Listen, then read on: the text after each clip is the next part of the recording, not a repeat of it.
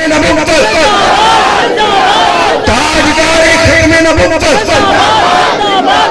ये जो पहला जिंदाबाद है ये अल्लाह के नाम का कहना है आपने।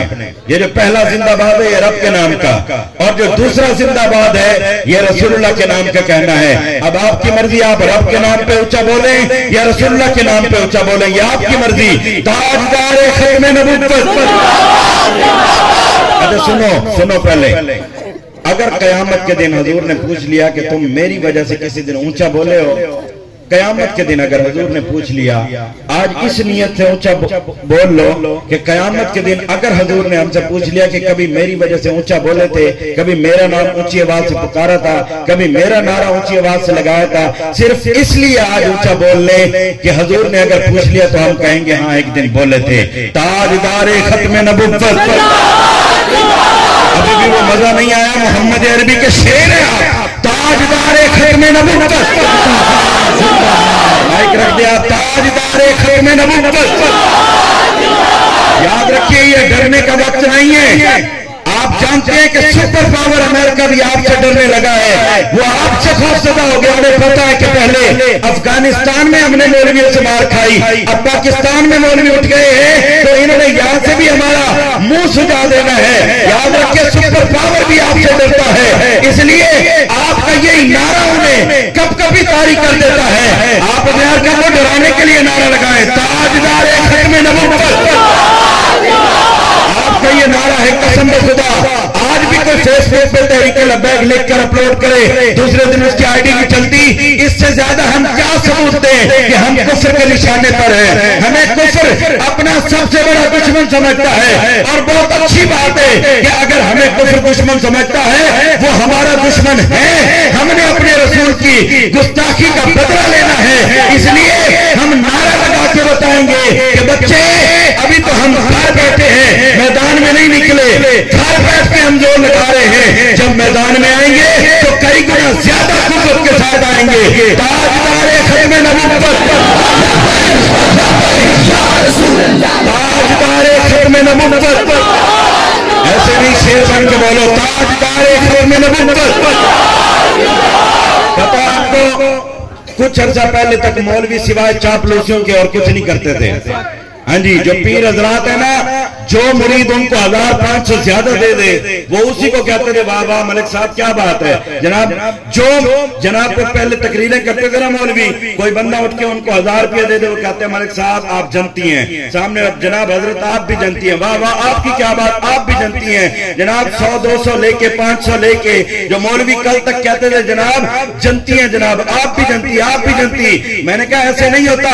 लोग कहते हैं जनाब हमें पीर क्यों समझाएं, हमें मौलवी क्यों समझाएं। मैंने कहा वो लोगों का सवाल है, वो कहते हैं जनाब हम तो कलमा पढ़ के अल्लाह से डायरेक्ट हैं, हम तो कलमा पढ़ लिया हम तो रसूलुल्लाह से डायरेक्ट हैं। मैंने कहा ये कैसे डायरेक्ट है, तुझे 6 कलमे ना आए और तू डायरेक्ट है, तुझे ईमान की शर्तें ना आए और तुम कहो कि मैं रसूलुल्लाह से डायरेक्ट हूँ, तुझे दुआए कनूत भी ना आए और कहो कि मैं रसूलुल्लाह से डायरेक्ट हूँ, तुम्हें जनाब अजान के बाद की दुआ ना आए, नमाज ना आए, दरूद ना आए, और फिर भी कोई कहे जनाब मैं रसूलुल्लाह से डायरेक्ट हूँ। यूं डायरेक्ट नहीं हुआ जाता।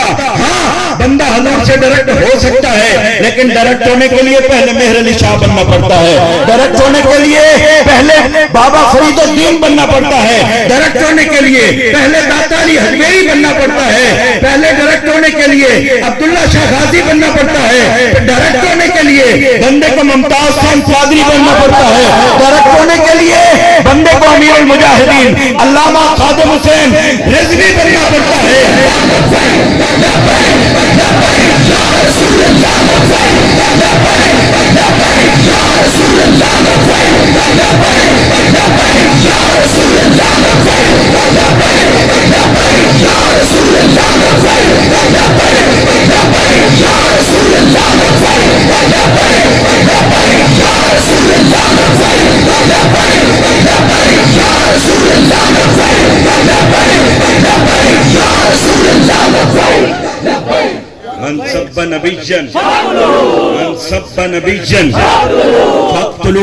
साफ जोर से बोले और पूरी धड़कन के साथ बोले मन सब्बा नबीशन। मैंने कहा एक वक्त था बच्चों को बिस्मिल्लाह भी नहीं आती थी, आज अमीरुल मुजाहिदीन ने छोटे छोटे बच्चों को हुजूर की पूरी हदीस याद करवा दी है। मन सब्बा नबीशन, जल्दी जल्दी जवाब दें और शेर बन के जवाब दें। मन सब्बा नबीशन, मन सब्बा नबीशन, मन सब्बा नबीशन। आज दुनिया आपसे डरती है, आपको पता होना चाहिए आप कुफ्र के निशाने पर हैं और डरने की बात नहीं है। कोई वक्त था, आज अभी आ रहे थे तो अल्लामा साहब मुझसे पूछ रहे थे कि जनाब पंजाब में हालात कैसे हैं। मैंने कहा हालात यही हैं, जिस नाके पे हमें रोकते हैं ना, कौन हो, हमें नाम बताने की जरूरत नहीं होती, हम कहते हैं लब्बैक वाले या पुलिस वाले डर के पीछे हो जाते हैं। अब हालात अल्हम्दुलिल्लाह अब हमारे हक में हैं और इंशाअल्लाह तहरीक लब्बैक का एक वक्त आएगा, इंशाअल्लाह दौर आएगा इंशाअल्लाह।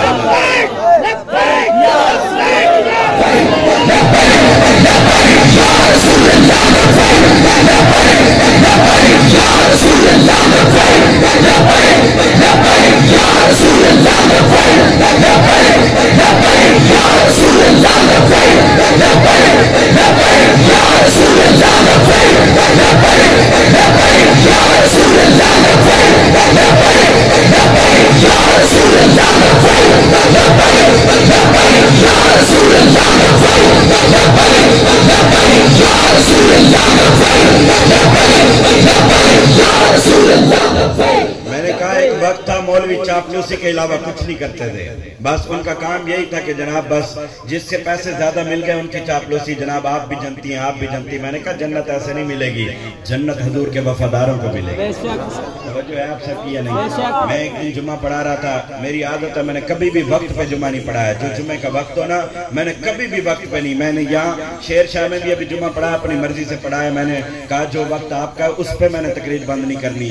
मैं एक जगह जुम्मा पढ़ा रहा था, एक SHO सामने बैठा हुआ था, वो खड़ा हो गया, उसने कहा ये 2 बजे का आपका वक्त है और ये क्या आपने ड्रामा बना रखा है, 2 बजे से 10 मिनट ऊपर हो गए, आपने जुम्मा नहीं पढ़ाया। मैंने कहा जब हम थाने आते हैं तो तुम नहीं हमें घंटा घंटा बाद ठहराते हो, 2-2 घंटे बाद ठहराते हो, कहते हो अब SHO फलां काम में बिजी है, फलां से मीटिंग है, अब जनाब वो फलां को निपटा रहा है, फलां को निपटा रहा, बैठने की जगह भी नहीं होती। मैंने कहा तुम पुलिस वालों ने थानों में कई कई दिन हमारे खराब किए और जनाब डॉक्टर अपने क्लिनिक के बाहर हमारा वक्त जाया करते हैं, वकील अपने चैम्बर पे हमारा वक्त जाया करते हैं, ये जज अदालतों में हमारा वक्त जाया करते हैं। मैंने कहा मौलवी के 10 मिनट में तुम्हें बर्दाश्त नहीं। मैंने SHO को कहा अगर तुम्हें जुम्मा पढ़ाना आता है तो आके तुम जुम्मा पढ़ा दो, मैं तुम्हारे पीछे पढ़ लूंगा।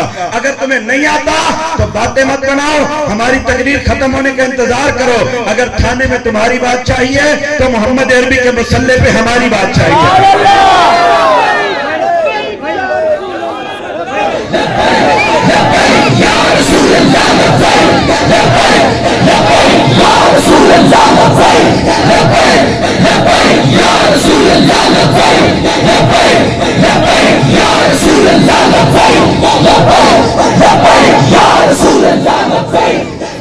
महफिलों में जब तकरीर कर रहे होते हैं, कभी जुम्मे में बड़े बड़े फन्ने खाना कॉटन पहन के महंगे कपड़े पहन के जनाब आगे फन्ने खां बन के बैठे होते हैं। एक दिन मेरा वास्ता हुआ, जनाब DPO लोधरा से मुलाकात थी हमारे कुछ कारकुनान की FIR के मुतालिक। जब हम लोग गए ना तो हमने देखा जनाब बड़े बड़े फन्ने खां वहां खड़े हुए थे। वो जनाब जो हमें जीने नहीं देते, कभी कहते हैं 10 मिनट ऊपर क्यों हो गए, 5 मिनट ऊपर क्यों, वो जो कुलखानियों में मिलादों में महफिलों में जनाब 10 मिनट आपने ऊपर क्यों ले लिए। तवज्जो जी जनाब, 1 मिनट तवज्जो से आप बात सुने। वो जो बड़े बड़े फन्ने खान जनाब अपने आप को नवाब समझने वाले, अपने आप को रईस समझने वाले, वो सब DPO ऑफिस में पांव के बल खड़े हुए थे जनाब। मैंने कहा क्यों खड़े हुए हैं जनाब? वो कहते हैं जनाब DPO अंदर आने की इजाजत देगा तो जाएंगे ना। तो मैंने कहा बाहर तो आप हमें जीने नहीं देते, बाहर आप कहते हैं जनाब हमारी मानो, आप बड़े बदमाश बने फिरते हैं। यहाँ DPO ऑफिस मैंने कहा 4 किताबा अरशो लथियां, 5वां लथा दिग्गा, 4 किताबा कुछ ना कीता दिग्गे कीता सीधा। मैंने कहा जनाब जो खल्ले वाले हैं उनके सामने तुम सारे सीधे हो जाते हो, बाहर जनाब अपने आप को बड़ी चीज समझते हो, अब जाओ ना अंदर। वो जनाब जब DPO ने बुलाया तो DPO ने कहा जनाब 2 बंदे अंदर आ जाएं, बाकी सारे खड़े थे। मैंने कहा जाओ आप अंदर। बाहर जनाब हमें इतनी बातें सुनवाते हैं जिसको जनाब DPO के सामने जाके जिनकी औकात कुछ नहीं होती, वो यहाँ आके मौलवी और पीरों के सामने ऐसे बोलते हैं ना मौलवी हमारी मर्जी से बोले ना, मौलवी और पीर हमारी मर्जी से। मैंने कहा तुम्हारी मर्जी से क्यों? हम महफिल में जाने लगते हैं, कोई जनाब हमारे कान में कहता ये बयान कर दे, कोई कहता جناب یہ بیان کر دیں. میں نے کہا ہمیں کیوں کہا جاتا ہے کہ آپ یہ بیان کریں وہ بیان کریں؟ ہمیں یہ کہا جائے کہ اللہ اور اس کے رسول نے جو فرمایا آپ آ کے اللہ اور رسول کے فرمان کے مطابق بیان کریں. سمجھو جی ذرا، یہ نہیں کہ جناب ہمیں آ کے اپنے مطلب کی تقریریں کہی جائیں، جناب آپ یہ تقریر کریں گے وہ تقریر. میں نے کہا جو رب نے کہا، جو رسول نے، علامہ اقبال نے فرمایا کہ نہ الساکین از پیمانہ گفتم، حدیث عشق بے باکانہ گفتم. فرمایا جب حق اور عشق کی بات آ جائے، جب حضور کی بات آ جائے، فرمایا پھر من منا کے بات نہیں کرنی چاہیے، پھر سر جھکا کے بات نہیں کرنی چاہیے. جب حضور کی بات آئے تو امام الانبیاء کی بات آئے تو فرمایا پھر بے باک ہو کے بات کیا کرو، پھر ڈر ڈر کے بات نہ کیا کرو، بے باک ہو کے بولا کرو تاکہ پتہ چلے کہ محمد عربی کے شعر بات کر رہے ہیں. آج جناب حالات یہ ہو گئے ہیں کہ جناب لوگ ہمیں سمجھا رہے ہیں کہ ہم نے کیا بیان کرنا ہے. حضور نے فرمایا، حضور کے ایک صحابی ہیں، انہوں نے خواب دیکھا.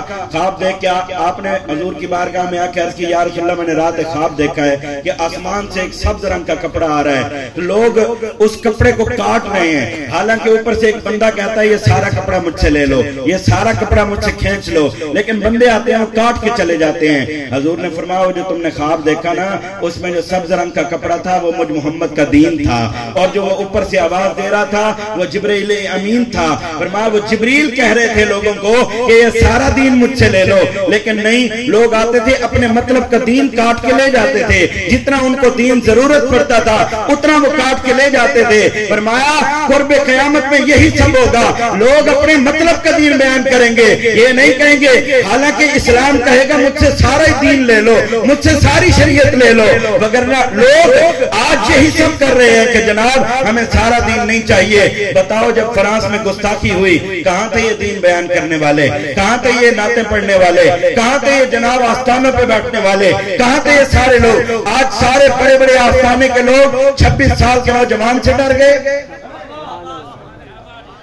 بڑے بڑے علماء، بڑے بڑے آستانوں کے پیر، ایک 26 سال کے نوجوان سے میں نے کہا تم تو کہتے رہے یہ کچھ نہیں ہے، یہ کچھ نہیں ہے، تو پھر کٹھے کیوں ہو رہے ہو؟ اگر تم کٹھے ہو رہے ہو، اگر یہ کچھ نہیں ہے تو پھر ڈرنے کی کوئی ضرورت نہیں، تمہارا کٹھا ہونا بتا رہا ہے. یہ نوجوان انشاءاللہ بیت المقدس کو آزاد کروائے گا.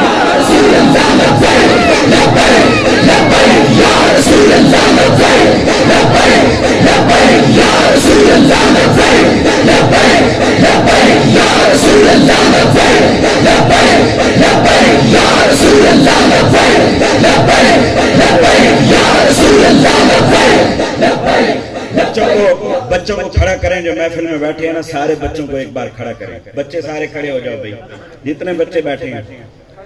آپ بڑوں نے جو زور لگانے تھے لگا لیے، اب بچوں کو ایک بار سنیں کہ معصوم لوگ جب حضور کا نعرہ لگاتے ہیں تو کیسے لگاتے ہیں. بچے سارے سن رہے ہو نا؟ اب تاجدار ختم نبوت کا جواب کیا ہے؟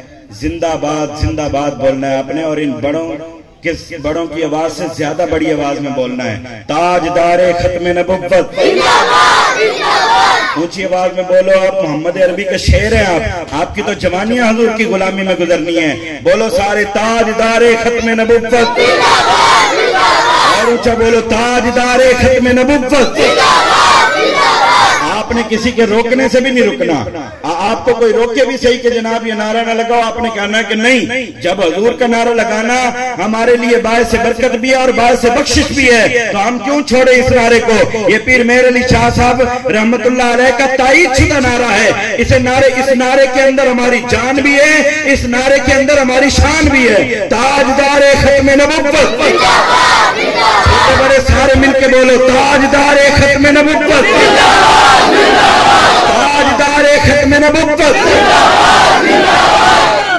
یہ ہماری شان ہے. بیٹھ جاؤ بچے. آپ جب بھی نعرہ لگے نا لبیک کا، آپ بچوں نے کھڑے ہو کے نعرہ لگانا ہے. جب بھی لبیک کا نعرہ لگے بچوں نے کھڑے ہو کے نعرہ لگانا ہے. پتہ لگے کہ ہمارے درمیان کچھ معصوم ہیں جن معصوموں کو کوئی چلاکی نہیں آتی، لیکن ان سب کو حضور کی غلامی کا نعرہ آتا ہے. لبیک لبیک لبیک یا رسول اللہ، لبیک یا رسول اللہ، لبیک لبیک یا رسول اللہ، لبیک لبیک یا رسول اللہ، لبیک لبیک یا رسول اللہ، لبیک لبیک یا رسول اللہ، لبیک لبیک یا رسول اللہ.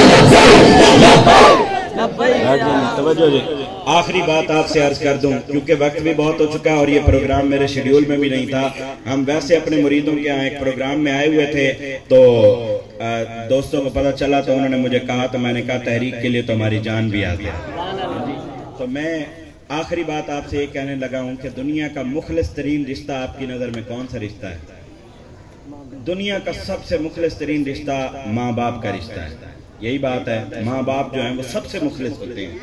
لیکن یاد رکھیے، یہ سٹیج والے بھی سارے سنیں، ماں باپ کا رشتہ سب سے قیمتی اور سب سے مخلص رشتہ ہے. توجہ میری طرف رکھیں.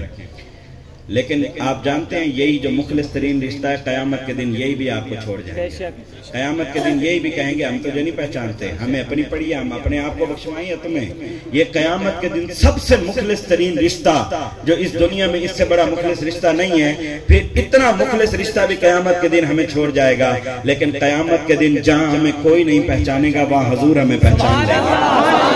جہاں ہمیں کوئی نہیں پہچانے گا وہاں ہمیں رسول اللہ پہچان لیں گے. میں نے کہا پھر بتاؤ اس سے بڑا اور سہارا ہمارا کیا ہو سکتا ہے؟ اگر کل ہم نے رسول اللہ سے شفاعت مانگنی ہے تو پھر دنیا میں ان سے وفا کریں، دنیا کے اندر حضور سے وفا کر لیں. قیامت کا دن ہمارا آسان بن جائے گا. یہاں دنیا میں کہیں، وہ کہتے ہیں نا کہ جناب قیامت کے دن تو کافر بھی مانے کھڑے ہوں گے. اور اعلیٰ حضرت کا شعر ہے، کہتے ہیں آج لے ان کی پناہ، آج مدد مانگ ان سے، پھر نہ مانیں گے قیامت میں اگر تو مان گیا. فرمایا قیامت کے دن تو کافر بھی مان جائیں گے، قیامت کے دن تو مشرک بھی کہیں گے یا اللہ ایک زندگی ہمیں اور دے، ہم ایک لمحہ بھی غفلت میں نہیں گزاریں گے، یا اللہ ایک زندگی اور دے دے. لیکن رب کہے گا نہیں، تمہاری زندگی وہی تھی جو تم نے گزار دی. یہ تو شکر کریں ہم کہ اللہ رب العزت نے ہمیں ہندوؤں کے گھر پیدا نہیں کیا، اللہ نے ہمیں عیسائیوں کے گھر پیدا نہیں کیا، اللہ نے کسی غیر مسلم کے گھر پیدا نہیں کیا. کیا یہ رب کا احسان کم ہے؟ کسی کافر کی بجائے اللہ نے ہمیں غلامان مصطفیٰ کے گھر پیدا کیا. اس سے بڑا رب کا اور کتنا بڑا احسان ہوگا کہ ہم کسی مسلمان کے گھر پیدا ہوئے، حضور کے کسی غلام کے گھر پیدا ہوئے. آج یہی احسانی ہمارے لیے بہت ہے. اگر غلام مصطفیٰ کے گھر پیدا ہو بھی گئے، یاد رکھیے کافر کی تو چلو کہانی شروع ہی نہ ہوئی، وہ تو اس راستے پر آیا ہی نہ. لیکن ہم راستے پر آ کر بھی اگر منزل کی طرف نہ چلے تو ہم سے بڑا بدبخت کون ہوگا؟ میں نے کہا کہ کافر، بزرگوں کا ایک جملہ وہ کہتے ہیں 100 دم کافر ایک دم غافل. وہ فرماتے ہیں کہ کافر کے جو 100 سانس ہیں غافل کے ایک سانس کے برابر ہے. جو مسلمان ہو اور غافل ہو، فرمایا غافل کا ایک سانس اتنا نقصان دہ ہے جتنے کافر کے 100 سانس. تو آپ خود اندازہ لگا لیں، ہم مسلمان ہو کر بھی غافل بنے ہوئے ہیں. ہمیں غفلت کے لیے نہیں پیدا کیا گیا، ہمیں رسول اللہ کی غلامی کے لیے پیدا کیا گیا. آج جناب کوئی ایم فل کرایا، کوئی MBBS بن گیا تو جناب آ کے ہمیں بتانے لگا کہ رسول اللہ یہ کر سکتے ہیں وہ نہیں کر سکتے، رسول اللہ یہ کر سکتے ہیں وہ نہیں کر سکتے. میں نے کہا رسول اللہ کو بھونکنے والے کتے، کیا ہم تجھ سے پوچھیں گے کہ رسول اللہ کیا کر سکتے ہیں اور کیا نہیں کر سکتے؟ ایسے علم پہ بھی لعنت ہے جو حضور سے دور کر دے.